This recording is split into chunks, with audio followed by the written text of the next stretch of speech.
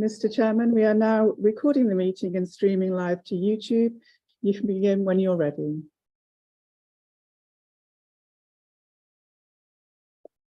Thank you, Rachel. Welcome to the Metroplan Orlando Transportation Systems Management and Operations Advisory Committee meeting. I will call the meeting to order. My name is Shad Smith, and I'll be chairing the meeting today. This meeting is in person. It is important for all TSMO members to attend our meetings in person. So all committee members are asked to be present in the Metroplan Orlando boardroom for us to have a quorum. Members of the public will still be able to participate virtually, and we encourage them to do so. There are 2 public comment points in the meeting. Members of the public who want to speak need to fill out a comment card and give it to Ms. Lisa Smith. Those attending on Zoom who want to speak can use the raise hand feature on the Zoom screen. We also accepted comments by email before the meeting and by phone messages. At this time, I'd like to recognize Mr. Eric Hill of the Metroplan Orlando staff for his agenda review. Thank you, Mr. Chairman. Good morning, Mr. Chairman, and good morning, committee members and folks online and in the audience. Mr. Chairman, I have a few things to speak about this morning. First, it seems like it's a recurring theme that we make announcements on staff changes here at Metroplan Orlando. And so we do have a new staff member, Ms. Adriana Rodriguez. I didn't see her this morning, so I don't think she's here yet. But Ms. Rodriguez is joining our planning department. We'll be doing some work in transit and other safety issues and projects. And after her, it's a familiar name, but she's certainly not a stranger. Laura Bauk. Laura is here. You know, I know that the word has got out, but I keep hearing people saying, you mean she left? They didn't know she was gone for a year, but she's now back with us. And I know most of the jurisdictions that have retiming work already know that she's been reaching out to you, getting your information on retiming. Next, I just want to highlight a few things that we have going on in the TSMO department since we're into our new fiscal year. We've launched a new electric vehicle readiness study where we'll be working with all the jurisdictions in our region to help promote electric vehicle infrastructure and supply. One of the things that I have been working on, Metroplan Orlando has been leading for over the last year at least, is a regional TSMO program. And this is advancing TSMO with 9 other NPOs in Central Florida, as far west as Sarasota, Manatee, Pinellas County, Pasco, to the east county, Brevard, Volusia, and then to the north, Lake Sumter and Ocala, Marion. So we are going to be working with them on advancing TSMO, and we have developed a strategic plan that we hope will help us meet that end. The next item is the next month, September the 27th. That's a month that we do not have committee meetings, but as part of our TSMO master plan, we want to be able to gain some insights from our end users, the community.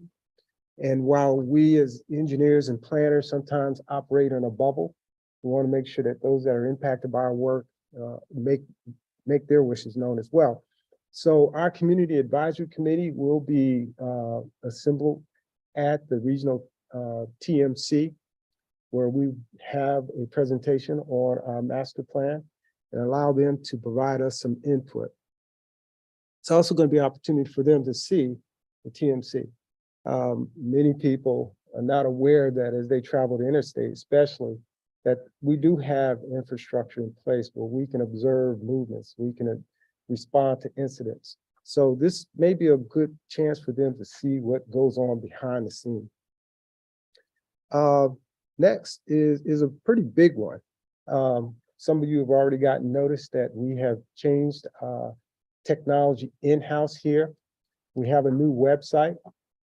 And with this website, we will go to a GOV, government domain. This is safer because of extra security measures required for the launch, and it is more recognizable to the public as authentic government site. Our email address will change. However, the old email address is still usable. So if you sent emails to us with the old email address, we will still get those. So there will be, with something like this, there will be hiccups along the way, and our IT staff will work on addressing any of those challenges that we have. Take the opportunity to visit the website. Let us know what you think. There is a link where you can go in and make your comments known. I don't know if there's going to be a gift or a prize for the person that makes the most comments from our public involvement staff or not. But please do check it out and let us know if you have any issues or challenges with the website, with the new website. And so with that, Mr. Chairman, I'd like to recognize Mr. Mike Wilson for a safety moment. Thank you, Eric, and good morning, everyone. Our safety moment this month is about impaired driving. It recognizes this period of August and September for their Drive Sober and Get Pulled Over campaign. So focusing again on the safer people segment of our 5-slice pie here of a safety system approach. Looking at the overall data on impaired driving, and as I did with the distracted driving a few months ago, looking at before and post COVID, again, your crashes are down overall when we're looking at crashes overall, and even impaired driving, fatal and serious combined, are down. But at the most serious, where we have fatal only crashes, we are seeing an increase for our metro area. I thought it'd be interesting to look at how we are comparing to our peers around the state, their major metro areas. We're kind of in the middle there. You can see that we're at 7.4% of our fatal and serious crashes that involve impaired driving, whereas the Miami-Dade is the lowest at 5.3, and Jacksonville the top at 17.3. Also, as far as how we're trending, that again, Metro Orlando down for 6% for fatal and serious. Again, kind of the middle of the pack there, with you see Miami-Dade having dropped 20% from pre to post COVID, and the Panhandle cities up significantly in that time period. Don't have an explanation for the discrepancies there. Anyone who has maybe more insights into impaired driving might have some ideas. And finally, the actionable moment here for our safety moment is in this case How do you know buzz when you driving. made the right decision? It's the feeling you get in your gut, the one that tells you what's right or wrong. It's the one that says, sure, I can have a drink, or the feeling that says, okay, I've been drinking, now what? It's the voice inside you that says, I'm buzzed, better leave the car when it's time to go. Plan ahead, catch a sober ride. Buzz driving is drunk driving. There's the obvious egregious impairment that we hear about all the time, but if you go back to my first safety moment, talking about speed and how small differences in speed can have a profound impact at the literal impact, well, the same would go for buzz driving. Imagine an additional half second or second of reaction time and what that means for your stopping distance, particularly at, say, 45 miles per hour. So yes, even a little bit of impairment has a big impact. And that's my safety moment for this morning. Be happy to take any questions. Thank you. Thank you, Mike. Does anyone in here know the difference between sober and buzz? Everybody knows what being buzzed is like, right? Okay, good. Just wanted to make sure. Mr. Chairman, a couple other things I omitted. In the agenda, it indicates that Mr. Jeremy Dillmore will be giving a presentation on PedSafe and ramp metering. It will just be on PedSafe, not ramp metering. The other item is that if the agenda allows at the end, Mr. Chairman, I'd like to just give a brief update on the previous steering committee meeting for the TSMO master plan. Just a briefing on how that meeting went and some outcome. And regarding that CAC meeting next month, it is open to everyone in case anyone wants to attend. So, Mr. Chairman, that concludes my remarks. I'll turn it over to Ms. Frederick for a roll call. Thank you. Barden, Here. Barkessa, Bates, Carson, Shuri, Here. Dog, Eid, Present. Alasar, Present. Elliot Moore, Friel, Gordon, Here. Hammer, Poole, Horn. Here. That was Horn. Hudson, Here. Jameson, Here. Dredge, Kane,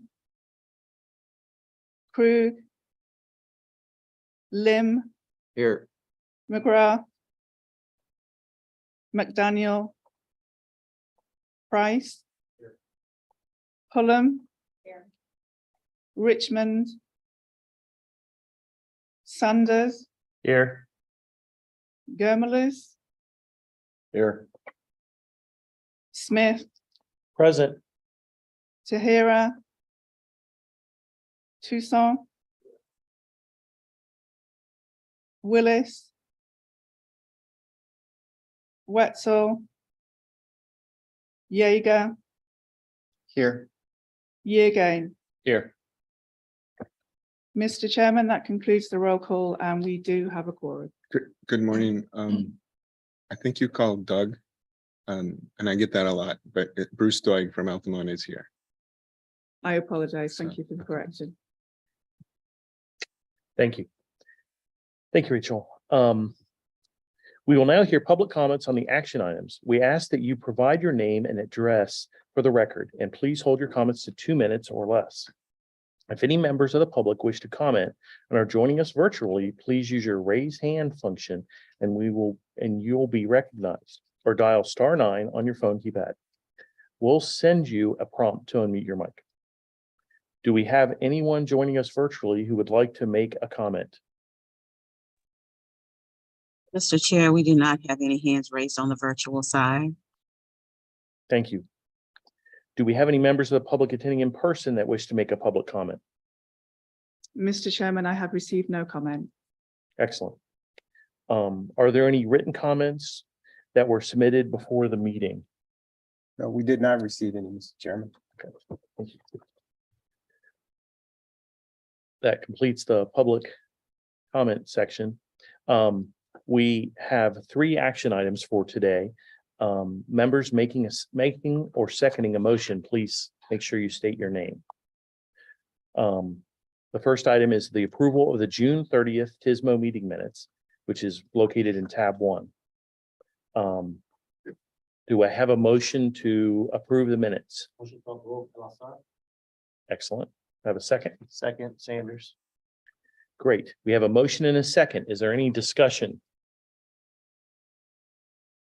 There is none.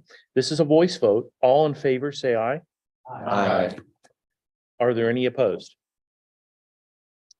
Hearing none, the motion passes. So our second item is a recommendation to amend the fiscal year 2023, 2024 to 2027, 2028 TIP as found in tab 2 in your agenda. Mr. Jason Sartorio from Metropolitan Orlando will present the information. Please hold your questions on this item until the presentation is finished. Please proceed, Jason. Morning, Mr. Chairman and committee members. My name is Jason Sartorio. This morning, I have one tip amendment for you. Additional information regarding this amendment is located in tab 2 of your agendas. This morning's amendment is for the 10th Street Complete Street Project, Phase 1. This is a new project which is being funded through a federal discretionary grant awarded to the city of St. Cloud. And as I mentioned earlier, you have some additional information regarding this amendment located in tab 2 of your agendas. With that being said, unless there are any questions, we are asking for your recommendation of approval of the amendment. Thank you. Does anyone have any questions? Seeing none, do we have a motion to approve this amendment? Motion to approve, Sanders. But can you please repeat that with your mic on and stuff? I'm sorry. Motion to approve, Sanders. Do we? Thank you. Do we have a second? Second, Jamison. Yep, second. We have a second. We have a motion and a second. Is there any discussion? All. It has an old line in here. This is a voice vote. All in favor, say aye. Aye. Are there any opposed? Hearing none, the motion passes. Thank you very much, Jason. Oh, yes.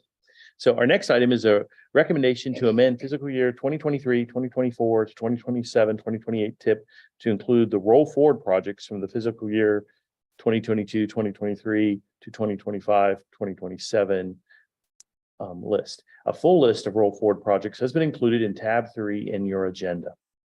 Mr. Jason Sartorio from Metropolitan Orlando will present the information. Please hold your questions on this item until the presentation is finished. Please proceed, Mr. Sartorio. Morning again. Next, we have our annual roll forward amendment. As was mentioned, all the information is located in tab 3 of your agendas. This includes projects that have funds that were originally programmed in last year's tip for fiscal year 23. These funds were not committed by the end of the fiscal year on June 30th, so they automatically roll forward to fiscal year 24 and FDOT's new adopted 5-year work program that came out in July. On our end, we need to amend our tip to include these project funds so that we can remain consistent with the work program. This does not affect the cost or schedule of these projects. And as many of you know, this is a routine procedure that we go through at about this time every year.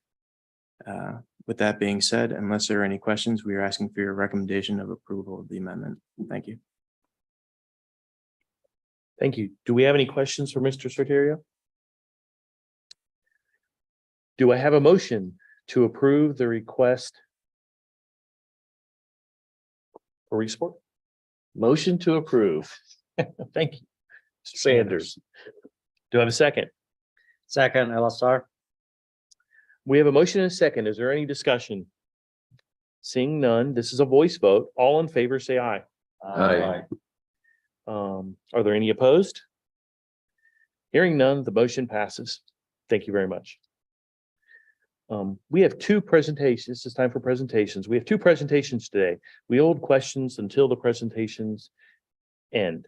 First presentation is on the Regional Vision Action Plan by Mr. Mike Wilson of Metropolitan Orlando staff. Thank you, Mr. Chairman. Good morning again. I'll give you a brief update on our Vision Zero action plan.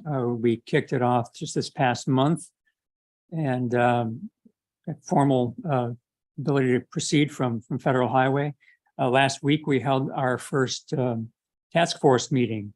So I'll briefly go over what was discussed at the meeting, kind of a brief overview of the Vision Zero concept and an overview of what the key tasks and what we're going to be working on in the coming months. So the task force meeting, again, met last week. We looked at the high-level crash trends, from national on down to local to see how we compare. Talked extensively about what the Vision Zero concept is, what the safe system approach is. The key tasks have to do with developing things like a high injury network and doing the detailed crash analysis to tell us what sort of countermeasures we need to implement. gave the task force a good idea of what to expect from the plan as to what the final elements will be, and then talked about the schedule, and then gave some time, obviously, for the task force to discuss the overall process and what they'd like to see out of the plan overall. So Vision Zero, what is it and how does it differ from our conventional methods when it comes to dealing with safety? Well, first off, it's reframing our concept of what's acceptable from a safety standpoint, that it's not acceptable to accept loss of life as the price for our mobility. So the goal is to eliminate traffic deaths and severe injuries on our transportation system. And in order to do that, we've got to be proactive and preventative, not just looking at where crashes have been, but get some idea of where they could also be happening in the future. The approach on Vision Zero, again, reframing traffic deaths as preventable because most of them are.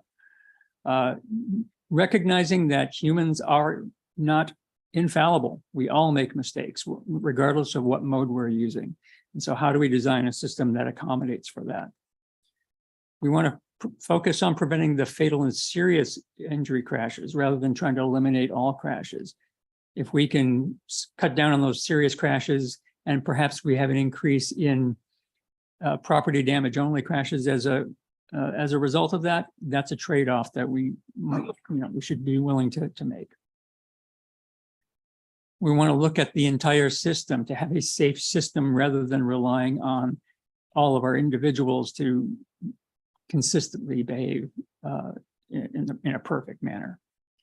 And of course, data has to be driving this.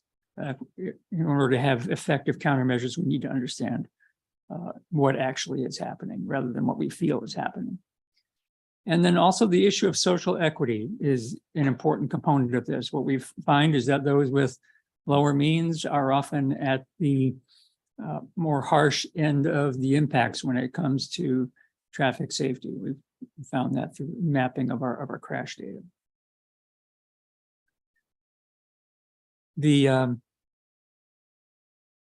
What a Vision Zero community would look like is very important. Having a clear understanding for all of our partners as we develop plans for all of our local governments is that having them set clear goals for eliminating fatalities and severe injuries, having elected officials who are committed publicly to this Vision Zero goal, having actionable strategies that we're going to prioritize roadway design and particularly focusing on speed management, ensuring that all of the relevant departments are engaged. Of course, obviously, police, transportation planners and engineers like yourselves, but also public health, because they deal with the tail end of this problem. And then again, having a data-driven decision-making process. The key tasks that we are working on through this plan, which will wrap up next spring, summer, is right now we're in the process of kicking things off, doing the crash analysis, developing materials that our partners can share for whether it's on the data side, but also graphic standards and such, so that they can put together plans that are have the same look and feel as well as the same data. As we move into the fall, starting to identify engineering and non-engineering countermeasures, behavioral countermeasures.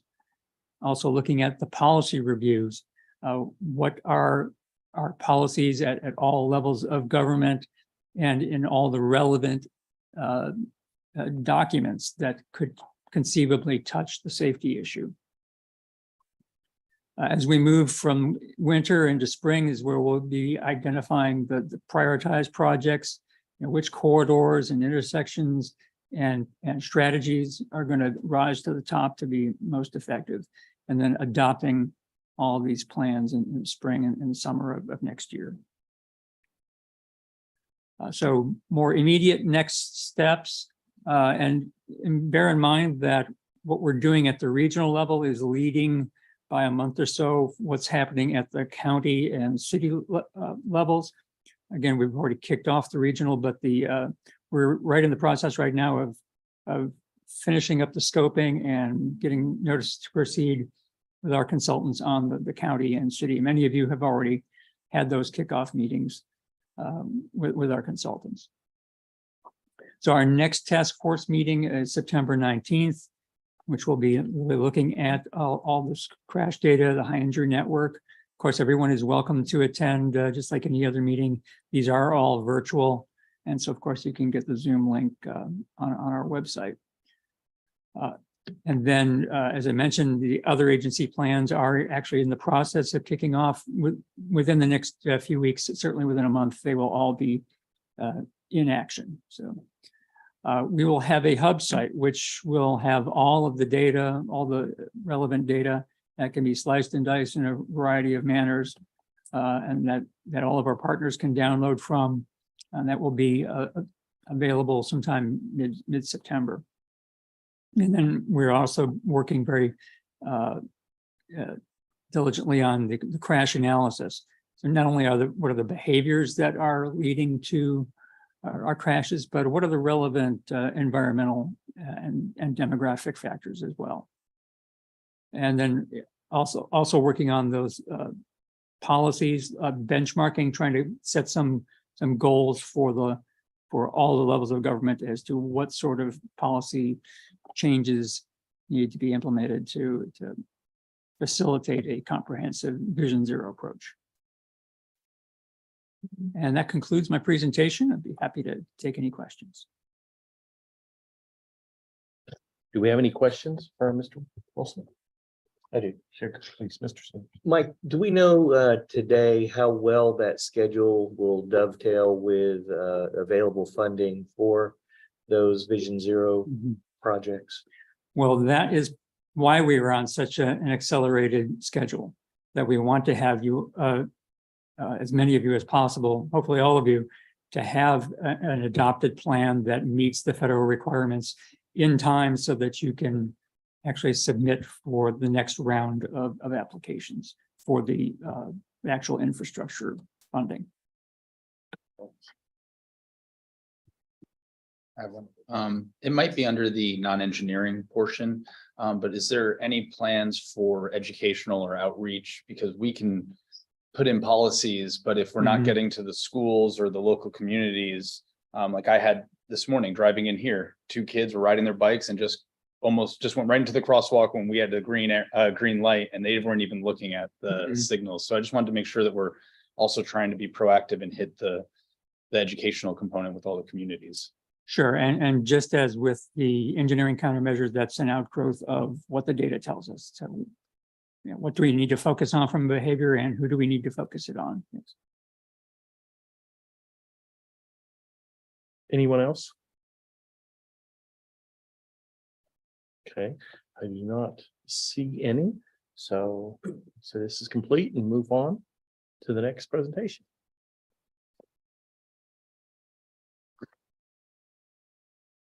This next presentation is on FDOT's on PedSafe by FDOT. And as we stated before, the I-4 ramp meeting will not be going on at this time, but here's Jeremy Dillmore to talk about the PedSafe. Thank you.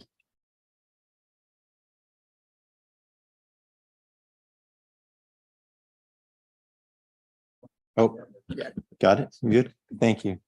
Sorry. My name is Jeremy Dillmore. I'm the Transportation Systems Management Operations Program Engineer for FDOT District 5, which is a mouthful. What it actually means is I work with technology on our roadsides, and I work with many of y'all. So it's glad to see a bunch of friendly faces this morning. I'm here to go ahead and talk with you about the work we've done on pedestrian safety using technology. We call that program our PedSafe effort overall. So the concept here is to look at bringing innovative technology, including things like connected vehicle, to try to reduce the collisions with walkers and cyclists when they're at their most vulnerable, right? When we're at those intersections. So that's really been our focus. And we've looked at some high crash locations, and we try to look at going through some progressive steps. What we're doing a lot of times with this is things that are happening for the first time, not just here, but nationally. So there's a lot of lessons learned that we have in these implementations that we try to then build upon for a next step. So where have we gone ahead and installed? The first deployment that we had was our PedSafe Phase 1. That was done as part of the ATTAIN program, a grant that many of y'all were partners on in order for us to be successful in this region to accomplish. And that was deployed in the University of Central Florida area. And that's within the campus, that's in the surrounding roadways on 434, McCullough. We also had it on SR 50, so Colonial Drive in the Pine Hills area. We have a second deployment that's under acquisition currently, which is on the US 441, the OBT area. That's south of I-4. And we also have been working with the city of Altamont Springs. There's a lot of innovation that Bruce and his team are undergoing, trying to take the lessons learned from these first two steps in order to go ahead and implement those on the SR 434 corridor. So we take a look at Phase 1. What we went ahead and we're looking at was to bring a few different types of technology to bear. One of them was connected vehicle technology. So we were using the ability for infrastructure to measure the location of where pedestrians, where bicyclists were. And then we were broadcasting that information as if they actually had a piece of technology on them. So this measured all people. It did not matter whether or not you had a cell phone. It didn't matter what you were carrying on your person. It measured you as a person and shared that information with equipped vehicles. We also went ahead and knew that there was a safety improvement by being able to bring in passive pedestrian detection. What that is, instead of having a pedestrian actually have to push a button in order to trigger the phase in order for them to cross at a signalized intersection, this uses thermal technology to measure that there is someone that's there, and then it places a call to the controller in order to bring up that phase. Just one less step for someone to have to go through in order to get a safe crossing. That then, by putting the call into the controller, the traffic signal progresses to giving them a phase for them to safely cross. We also are able to measure pedestrian trajectories. So that's just a fancy way of saying we can understand where pedestrians are. That helps us in some of the analysis side of things to understand what went into crossing decisions, where are people crossing. So it allows us to run some of that analysis on the equipped corridor. So a lot of what we were doing here was learning how to fuse these things together. We did a call out to industry to look at what already existed and what could fit together. And many times these vendors had no idea about our use case. They had never seen that type of technology brought into the fold. And it was really their first understanding their engagement. The good news is since then, many of them have realized that this is a marketplace where they can actually make a difference, and they've made significant investments. That was a good success, was to see that the industry did pivot quite a bit, realizing that there was interest from the public sector in doing these things. However, as many of you know, some of the projections that were out there about the adoption rates of connected vehicle and how soon your car was going to be able to get alerts from infrastructure, some of those were overstated. So whereas we were able to learn how to go ahead and transmit those messages, and on our equipped vehicles, we could go ahead and we could receive them, we weren't seeing wide market penetration. So when we started looking at the pivot for the next phase forward, we started to say, what can we do that will affect everyone, not just measure all of our pedestrians, but be able to send a message to every roadway user so that we can see that impact, that change in safe behaviors. As part of that effort, we actually had a continuation of that first phase where we're being able to provide alerts into Florida 511. So there are enhancements going on to that application currently, so that if you have 511 on your phone, we're able to send what's referred to as traffic advisory messages to that phone. Now, we're very concerned about how that fits exactly with the pedestrian safety application specifically because of delays that can happen on cellular networks when they get congested. So that is something that we're mindful of, but we figure even if we're sending messages late, there's an opportunity for us to get it there in time. So it's better to send the message than to not send it. So we're still pursuing that, but we also wanted to look at what else we could do. So this is where PedSafe Phase 2 came in. I was really looking at what other practical technologies can bridge the gap until connected vehicles are available on our roadways. Our focus on this was on the US 441 project area between Holden and 434. And what you see there is a trailer. I heard the question earlier about public involvement and trying to engage the public. What we want to make sure of is now that we're trying to signal to people in some way about behaviors that are expected, We want them to actually know what that means. There's an education component. So we went ahead and built a trailer to be able to take a road show so we could go to the local schools to be able to educate students. We also have it set up in an area where we know that there's available big lot stores that are there, where we can pull up into the parking lot with this trailer, park it, unload the equipment, and then as pedestrians are walking, we can show them exactly what's under construction, what's going to be built in their neighborhood, and that they can understand what it is that we're signaling to them with the new components that are out there. So when we start looking, there's already an existing project that you've probably heard quite a bit about, which is went ahead and got the pedestrian hybrid beacons turned on earlier this week. That includes the use of some tabletops, some roadway construction techniques in order to reduce the speeds of vehicles, in order to look at trying to have localized places for them to cross. We do have the upgrade of the pedestrian hybrid beacons to include some in-ground signal lights that kind of match the overhead to make the phase more visible to those that are approaching. And then also there was some work done to realign bus stop locations to go ahead and put in some restriction of access at some of the mid-block in order to encourage people to go to those crossings. So there was a lot of effort that was already made on the infrastructure side that was there. What we were looking at was how we can add on to it. What we were looking at bringing in terms of technology to the investment that's there with the physical infrastructure is passive pedestrian detection. Mentioned that before. We saw a good success rate. It's got a great track record across the nation and with its implementation.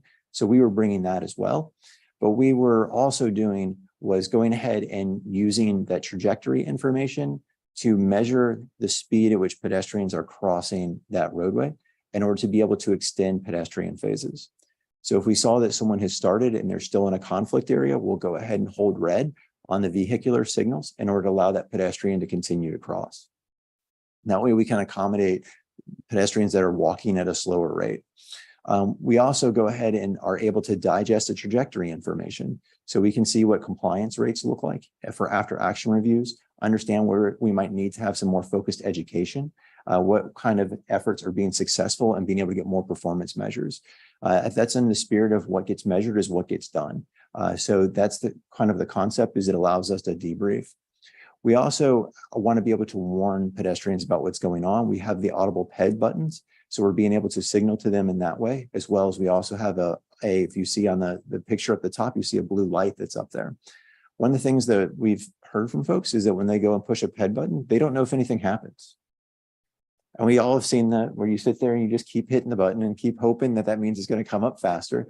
What we're trying to do is be able to signal to them. It's like, we heard you. You hit the button, you see the light on the far side. It says, I got that call.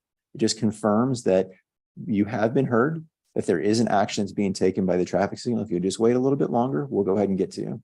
Also in that spirit, we've also put in a countdown timer that is actually a circular indicator that goes ahead and disappears as your phase becomes available.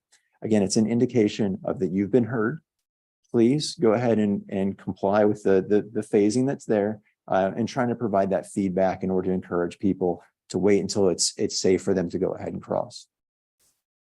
We also wanted to be able to signal into vehicles. With that, we did continue to deploy the connected vehicle technology with this effort.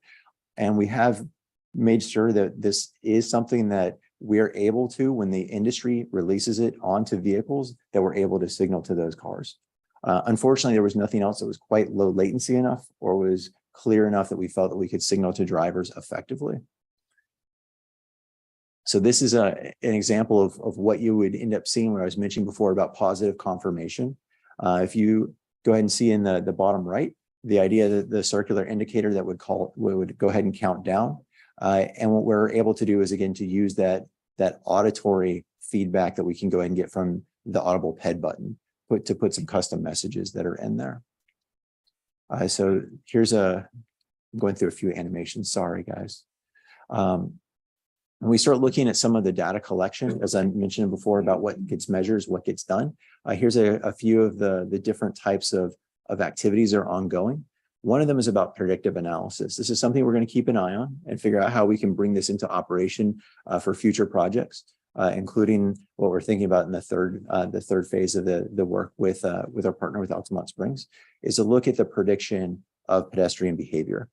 Some of the software that we're using actually projects out a few seconds into the future what the pedestrian is likely to do.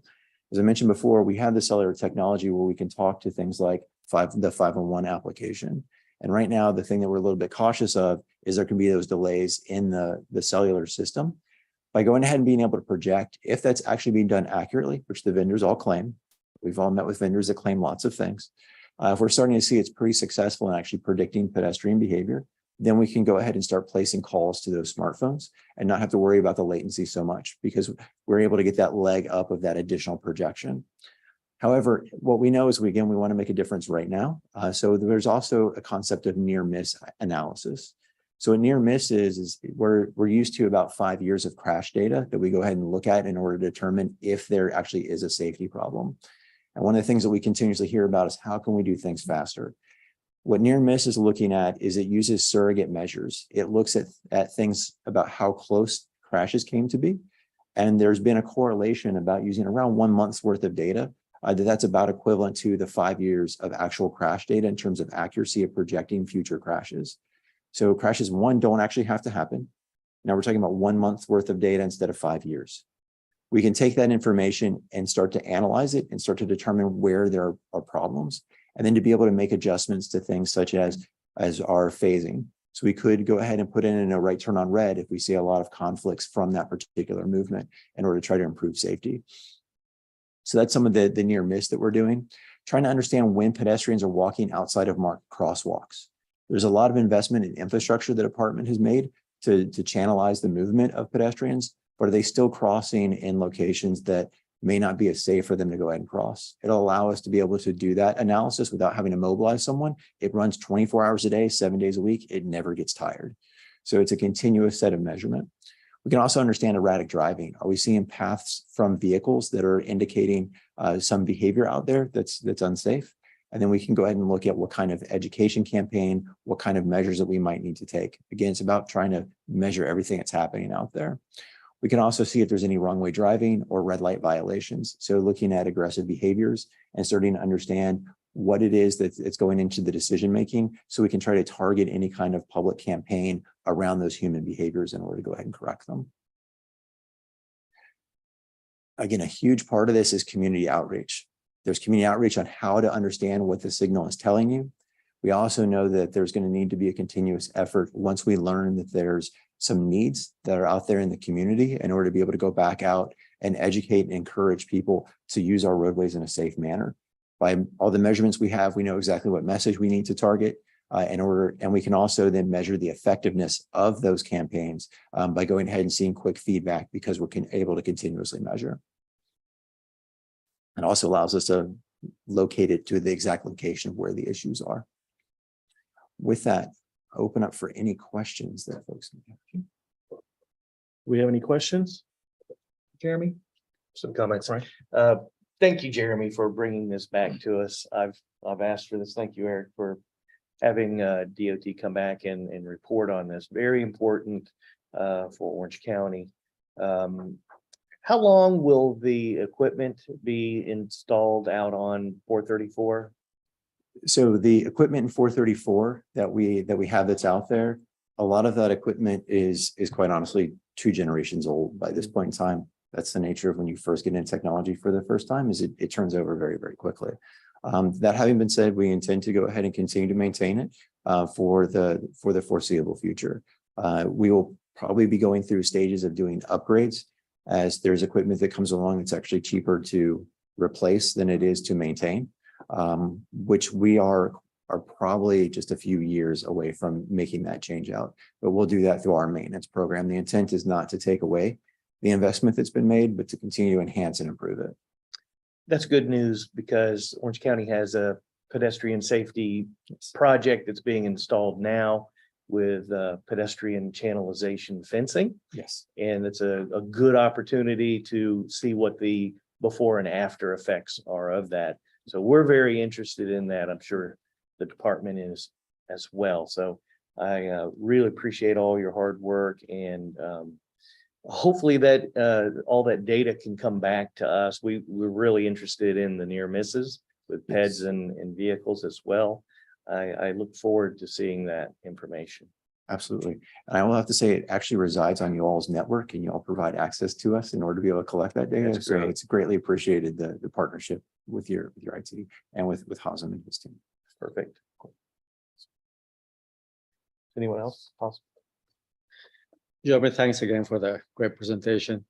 I'm glad to hear that 434 equipment will be considered for upgrade, because I understand you're using a more advanced technology for 441. So Yes, hopefully we can use that there too.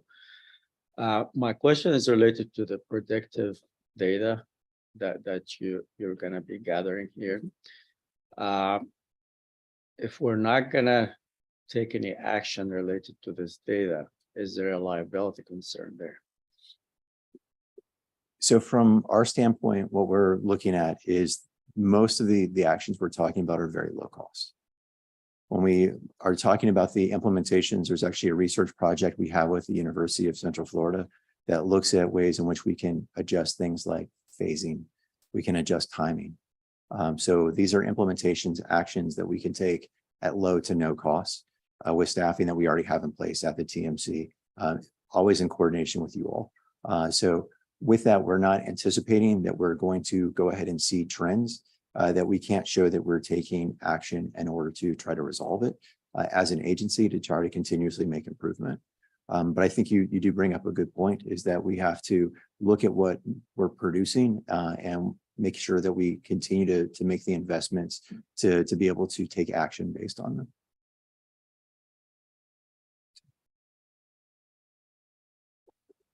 Anyone else? Please.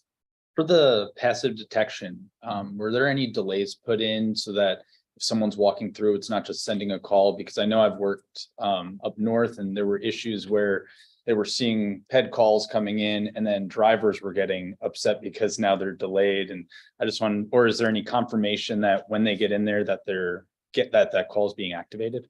That's a great question. There actually is a delay that's built into the system now. So what we're actually working on for the next phase is a way in which we, instead of passing the information and instead of putting delay into the controller, and this is some research work we're doing with UCF, is to try to project what the pedestrian is likely to do. We've already come up with a way in which we can hold calls outside of the controller, pass it to the controller at the last second. So we keep an eye on what the phasing is. We know what's going on.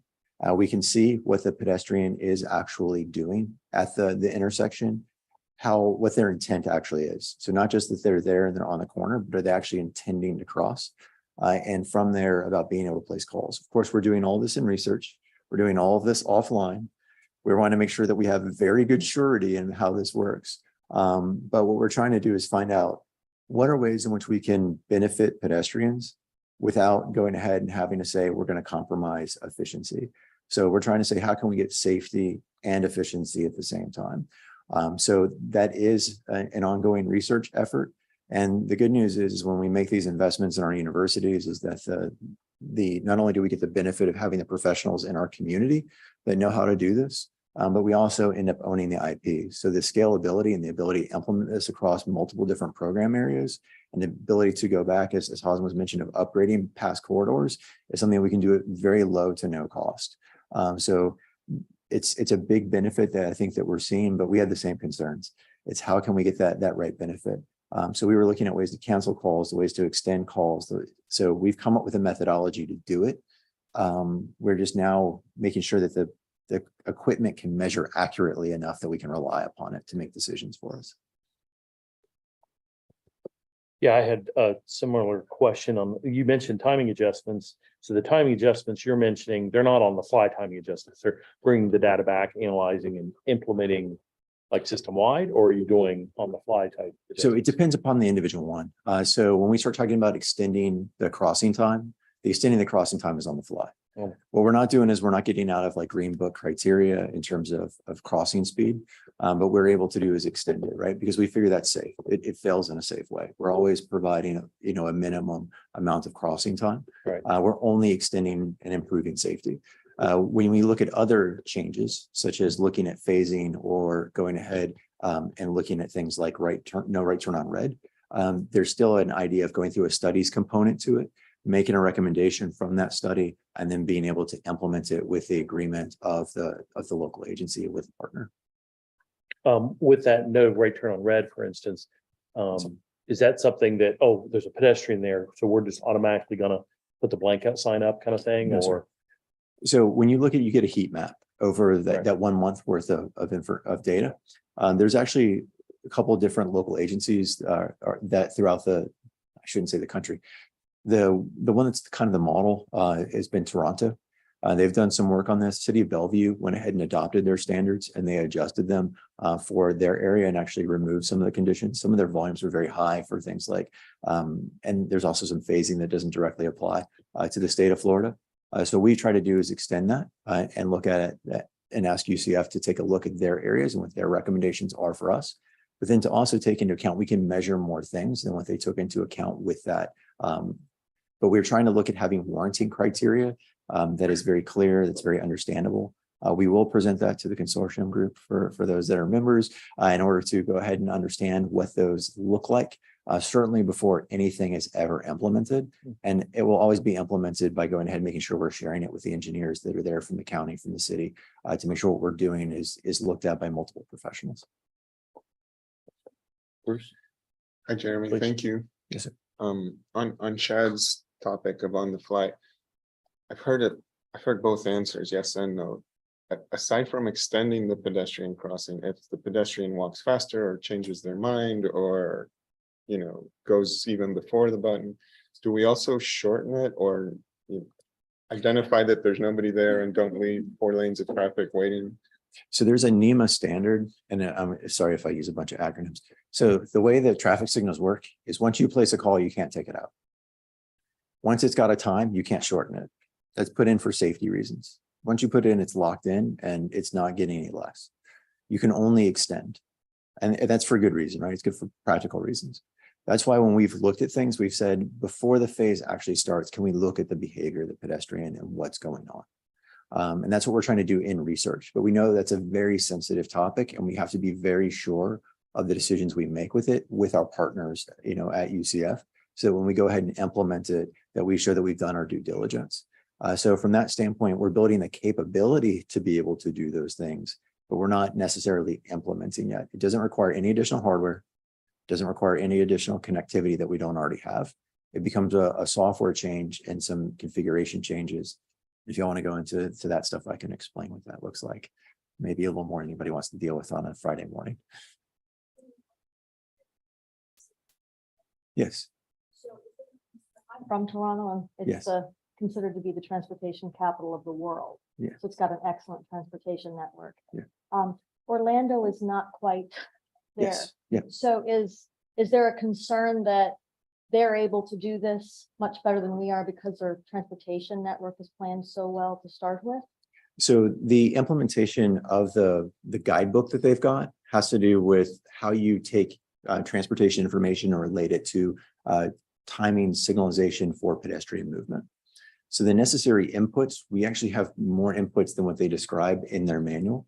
What we see is there's big differences in volumes, right? So there are certain circumstances where the number of pedestrians they're talking about is unlikely to apply anywhere else other than maybe where Lee might see it. But there's the volumes that we're talking about are probably different. So what we're trying to do is to take that as a model, that concept, and look at it, applying it. There are some that go ahead and they transport nicely and easily. There's some that don't.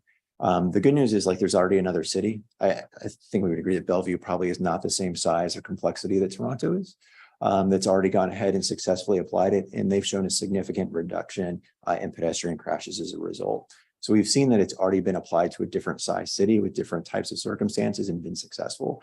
So the idea that we could then bring that here is something that I think is very realistic. Thank you. Yes, ma'am. Anyone else? Doesn't appear to be. Well, thank you very much, Jeremy. It was a great presentation. All right. Thank you. Under, just for everybody's knowledge, under general information, there are a number of items under tab 4 you might want to take a look at.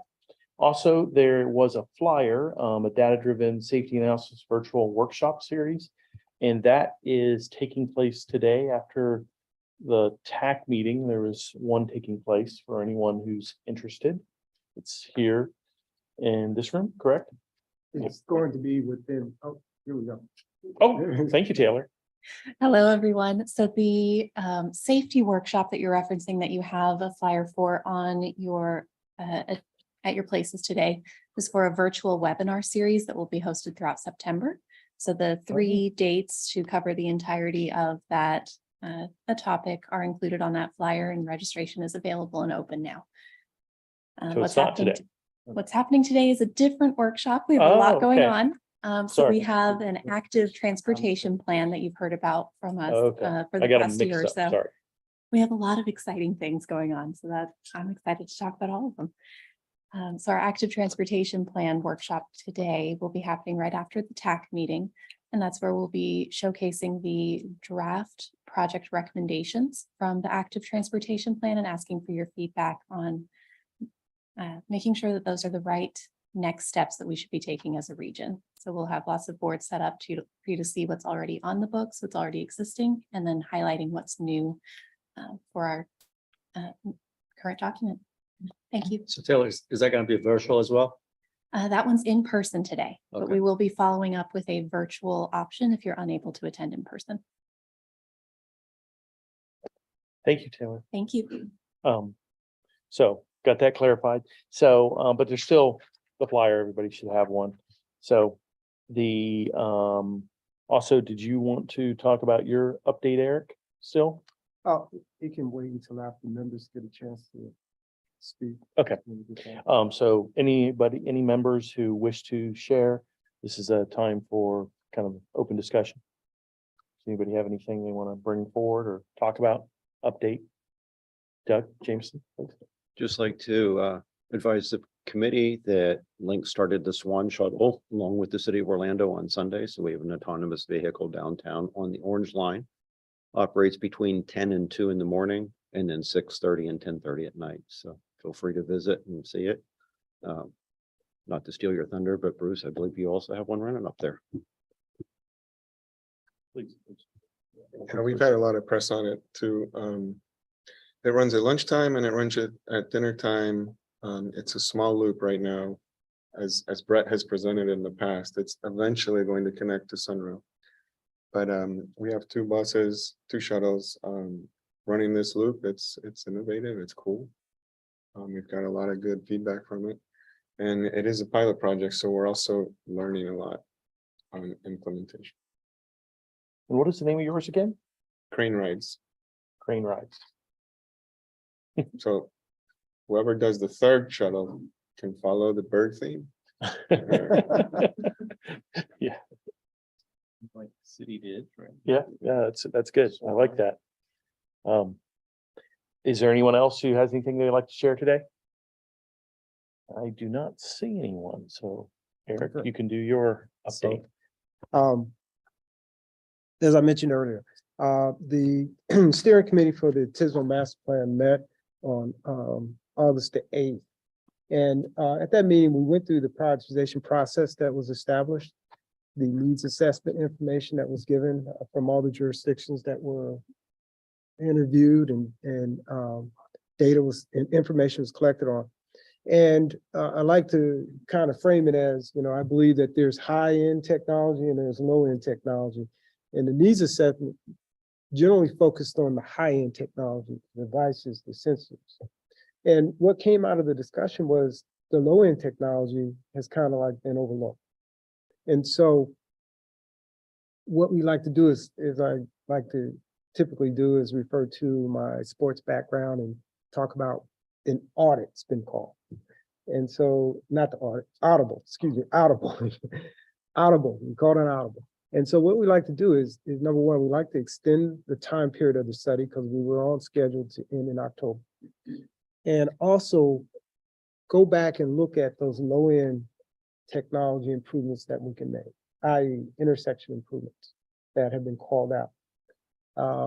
So we want to go back and look at where we can make these improvements, do another assessment, see how we can integrate that into the prioritization process that's been established. And then also try and figure out some strategies on being able to fund these types of projects. So we plan to reassemble the steering committee again to have this discussion. Chances are it's going to be a virtual meeting because we're trying to fit things into our current timeline. And so that we don't have to try and schedule an in-person meeting for everyone, that we will get word out to our steering committee and to the committee as well about this. And that's where we are, Mr. Chairman, on the project. So I don't know if anyone has any questions or comments about it. Anybody have any questions or comments on the status? No? Okay, Also, Mr. Chairman, if I could. no, please, go ahead. I want to make everyone aware of Mobility Week, October the 27th through November the 4th. And also, if I can, Mr. Chairman, recognize Adriana Rodriguez. She's with us now.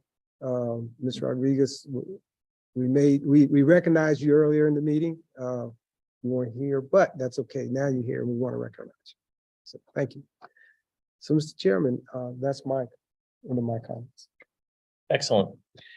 And if there's no other questions, we're going to move on to our second public comment period. If any members of the public wish to comment, please use the raise hand function and you'll be recognized, or dial *9 on your phone keypad. We'll unmute your mic. After you're recognized, please state your name and address for the record and limit your comments to 2 minutes or less. Do we have anyone joining us virtually who would like to make a comment? Mr. Chair, we do not have any hands raised on the virtual side. Thank you. Do we have any members of the public attending in person that wish to make a public comment? I have not received any comments, Mr. Chairman. Thank you. Are there any written comments that were received before the meeting? None, Mr. Chairman. Thank you. That's excellent. I